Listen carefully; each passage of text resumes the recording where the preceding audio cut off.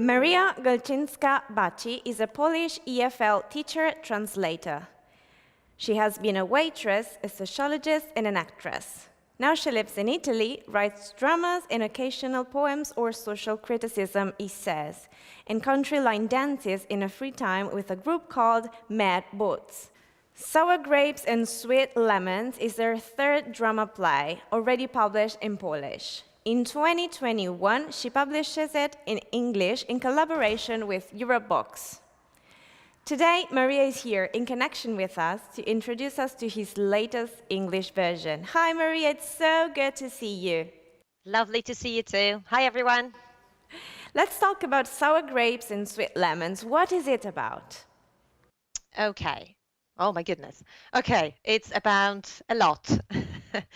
So basically, it's a one-act play about a marriage, about a particular marriage of two elderly people, personalities, who basically sit around and talk about their past, talk about their current situation. I wanted this play to be a drawing room play, so it's all about the dialogue, it's all about the spoken word. Yes, it's an elderly couple. The idea came from observing my grandparents, really, who were fantastic. Their rhetoric was amazing, and I thought, oh my goodness, this is a ready play. And yes, obviously they've been through a lot from the historical point of view, from the sociological point of view. They went through Stalinist times, they went through the Second World War, and all this, and their reaction to the past and to their present is basically what the play is about. Okay. And tell us something about the cover too, which is very interesting. Right.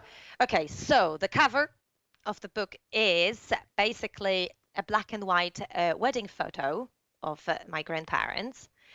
And at first I had doubts whether, it would reach a wider range of readers. But then I thought, yeah, I think it's a brilliant idea in the end, because as you can see from the picture, it's been retouched. Bunia, my grandmother, her name is Bunia in the play. She retouched this photo with a felt tip pen.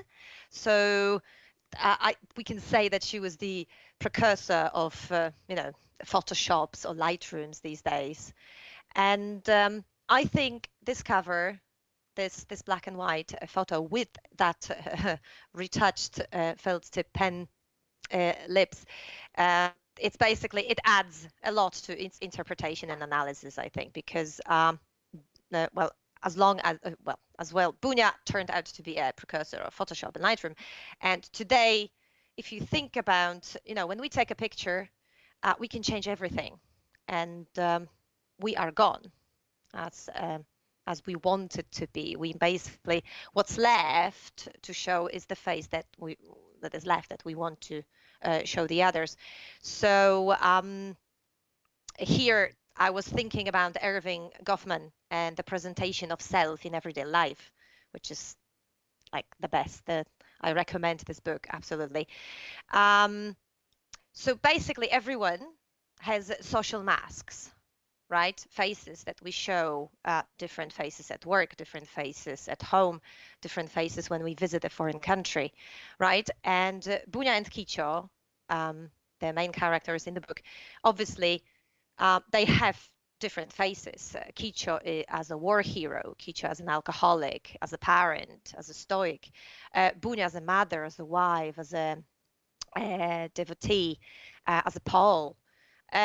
So I think this cover adds value and allows for broader analysis of the text. Yeah. Okay, Maria, so we have the plot. We have discussed the cover. What about the title of this book? Okay, the title is easy peasy. It's basically the Freudian interpretation of the life of a marriage of this elderly couple I mentioned before. It comes from Sigmund Freud and his theory on rationalization and justification of reality, self-deception, right? So basically, Bunia and Kicho, they had to redefine themselves. They had to somehow create themselves from the beginning over and over again because of the identity paradox that they were living. And we've got two interpretations from a male perspective and from a female perspective. Kicho took offense at life, basically. He came back from the Second World War. He was in the rank of signaler in the army, in the Polish Second Corps. And he was actually here in 1944 in Italy, because I live in Italy. So there's also a connection here. And his need to tame fear as a soldier and the bitterness that came after. We all know what happened after the war. He basically turned towards indifference and kind of stoicism. He basically gave up participating in social life. He had his own things, and that was his, because this identity paradox weighed on him.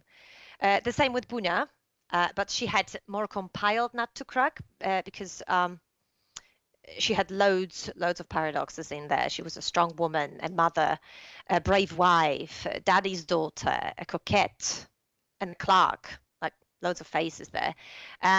Also, she had a sort of a toxic relationship with herself and her surroundings. As an emotional blackmailer, a long-suffering and whip-fledging temptress. All these put together, all these led to a burnout in private life and fragments on, I think, undeveloped identity. So yeah, definitely rationalization of failures, justification of reality.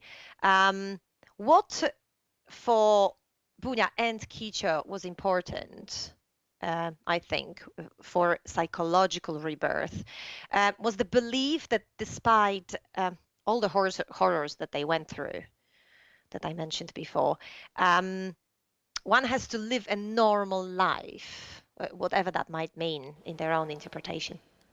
Okay. So yeah, sour grapes and sweet lemons. That's a very structured and studied book.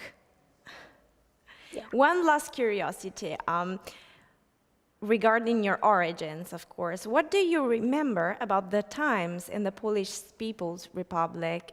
Will we find such a story in the book? Absolutely. Absolutely.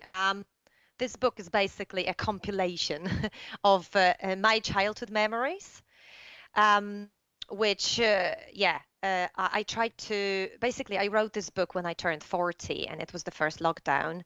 And I thought I need something to, redefine myself as well. I came across a book by a Danish author, Make Viking. Right, he wrote, he's the creator of the term hygge. I don't know if you've heard about it. It was very popular a couple of years ago. And he wrote this book, The Art of Making Memories, where he recommends activating good memories and focusing on the positives.